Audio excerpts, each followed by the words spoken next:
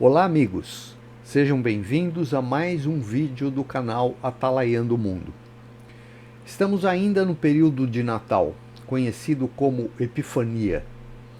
Esse termo, conforme o dicionário Aurélio, significa a percepção do significado essencial de alguma coisa, ou seja, vamos dizer assim, como uma revelação.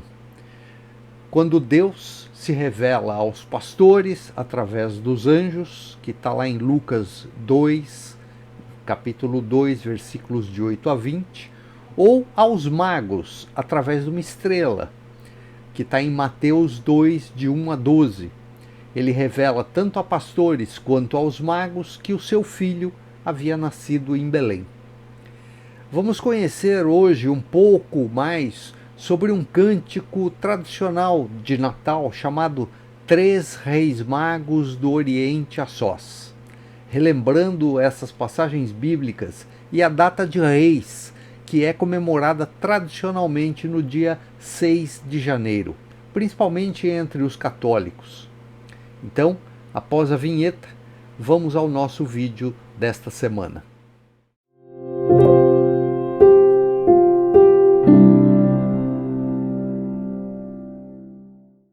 Primeiramente, precisamos compreender, à luz da Bíblia, o contexto da visita dos magos. A Bíblia não os menciona como reis, mas simplesmente como magos vindos do Oriente, ou seja, a leste de Israel ou leste de Jerusalém, provavelmente da região onde foi a Babilônia, que é hoje o Iraque, ou a Pérsia, onde hoje é o Irã. Em segundo lugar, uma pergunta: como os magos sabiam sobre o nascimento do Messias? E os estudiosos afirmam que provavelmente foi através do profeta Daniel, que foi uma importante autoridade, embora ele fosse judeu e estivesse no exílio babilônico, mas a gente conhece a história de Daniel e ele foi importante, uma autoridade importante, tanto no Império Babilônico como no império que sucedeu o Império Babilônico, o Medo-Persa. E talvez Daniel tenha informado pela influência que ele tinha, e ele sempre orava a Deus, ele era alguém temente a Deus, e que ele tenha informado aos sábios no contexto onde ele viveu durante a sua vida, sobre as profecias que falavam sobre o nascimento do Messias, que estavam no livro de Isaías. Um outro aspecto importante é que a origem dos nomes dos magos do Oriente é incerta e não é mencionada na Bíblia. Nós não sabemos como eles se chamavam. Esses nomes aparecem pela primeira vez em um texto apócrifo chamado Excerpta Latina Barbari, que foi escrito no século VI d.C. A tradição cristã adotou esses nomes, principalmente católicos, sendo posteriormente popularizados em representações artísticas da Epifania ou Festa de Reis, que é a festa cristã que celebra a visita dos magos a Jesus. No entanto, é importante ressaltar que a Bíblia não faz referência aos nomes dos magos, portanto, as suas identidades permanecem um mistério. Outro fato é que a Bíblia não fala sobre três magos. Não sabemos ao certo se eram efetivamente três, sendo meramente uma dedução pelo fato de ofertarem três presentes: ouro, incenso e mirra. E o significado desses presentes.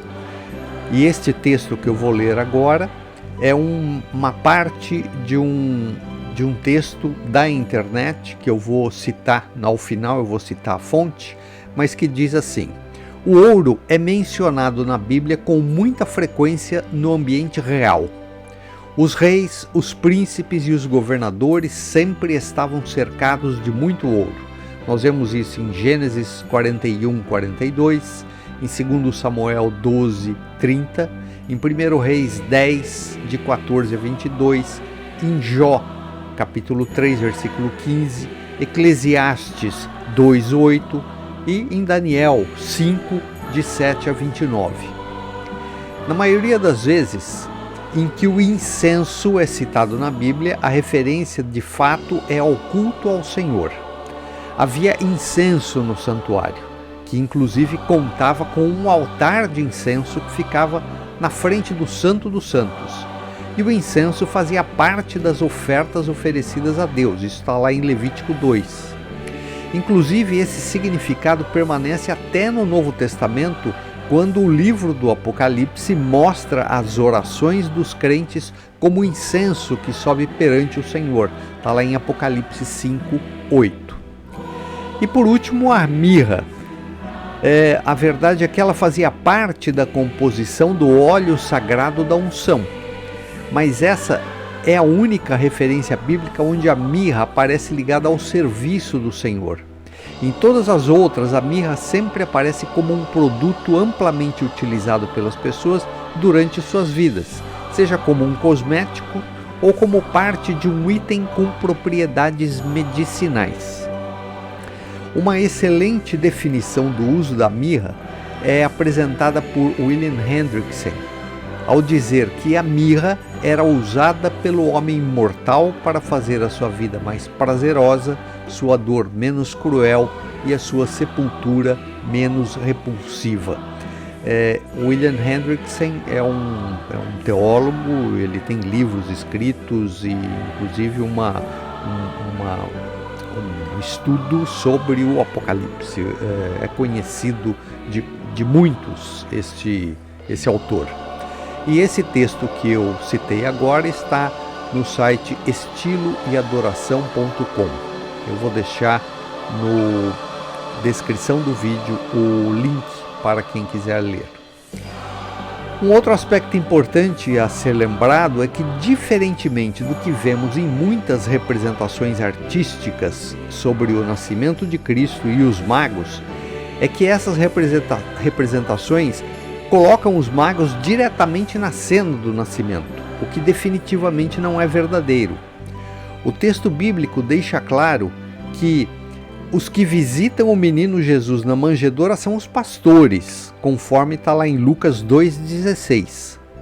Já os magos, que têm a sua história relatada em Mateus, apresentam-se ao menino dias, talvez de 1 a 2 anos após o seu nascimento, pois em Mateus 2,2, ao questionarem Herodes sobre o menino, afirmam: aonde está o recém-nascido rei dos judeus? Ou seja, o menino já havia nascido. E Herodes lhes questiona sobre quando a estrela havia aparecido aos magos. Ao encontrar Jesus, os magos o encontram não mais na manjedoura, mas sim em uma casa, como está descrito em Mateus 2,11. E por último, a evidência de que eles encontraram a Cristo tempos depois é em função da decisão de Herodes de mandar matar todos os recém-nascidos com menos de 2 anos. Então, lembrando que o Herodes pergunta a eles quanto tempo fazia que eles tinham visto a estrela. Quando eles questionam sobre o local onde estava o menino, eles falam que nasceu, ele já havia nascido, né? Então, esses são alguns pontos importantes a lembrarmos a respeito dessa passagem bíblica.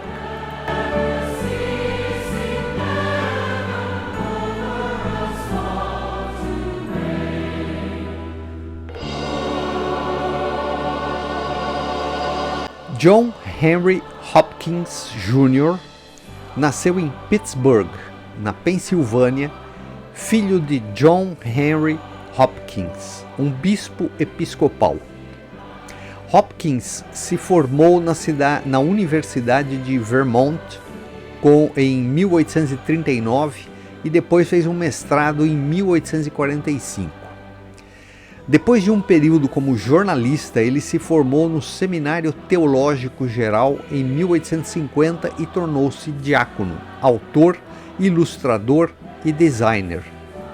Ele foi o primeiro professor de música do seminário de 1855 a 1857 e compôs vários hinos e editou o hinário da igreja. Ele escreveu a letra e música do seu hino mais famoso, We Three Kings, como uma parte de um desfile de Natal para suas sobrinhas e sobrinhos.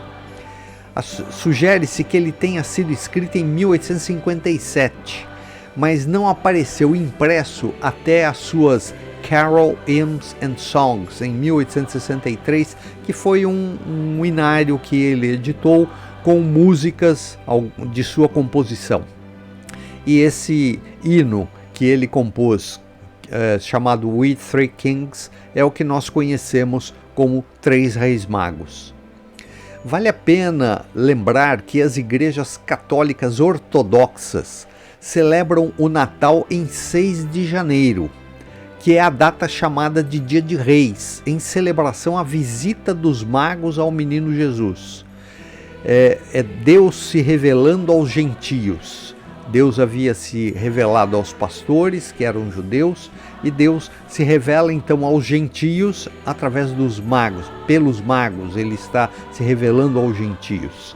E essa data é comemorada no dia 6 de janeiro.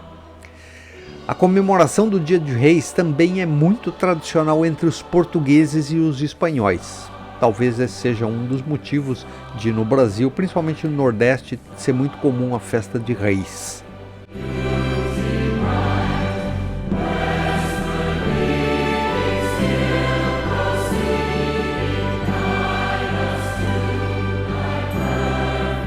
Ao ouvirmos ou cantarmos esses cânticos, sentimos o nosso coração aquecido com a singeleza desta cena que se torna poderosa exatamente em função da sua simplicidade. Deus intervém na história humana para cumprir a sua promessa e nos salvar, para nos libertar do pecado. E enquanto a imaginação humana pensa em um Salvador com exércitos, forte, poderoso e temido como um general de exércitos, Deus derruba essa nossa lógica limitada, deturpada e arrogante e nos envia um bebê, um ser frágil e dependente que não nasce num berço de ouro em palácios, mas numa simples manjedoura, rodeado por seus pais, os animais, as estrelas, os anjos e sob a proteção de Deus. Ele nos mostra que a verdade não vem embalada em mirabolantes e incompreensíveis teorias filosóficas ao gosto dos sábios e dos eruditos que elaboram essas doutrinas em seus palácios, mas na simplicidade que nos deixa perplexo de Deus poderoso encarnado em uma criança. O Deus criador e sustentador de tudo vivendo literalmente entre nós, passando pelas mesmas aflições humanas, portanto, conhecendo em carne e osso as dificuldades e temores que habitam o nosso coração. E é Jesus, o Filho de Deus, que viveu e morreu por nós, quem hoje está à direita do Deus Pai, para interceder por nós, e um dia, aí sim, voltar em glória e poder para nos resgatar e nos levar a morar com Ele na Jerusalém Celestial. Esta é a mensagem simples do Evangelho, o amor incondicional de Deus por seus filhos. Um grande abraço e até o próximo vídeo, se Ele nos permitir.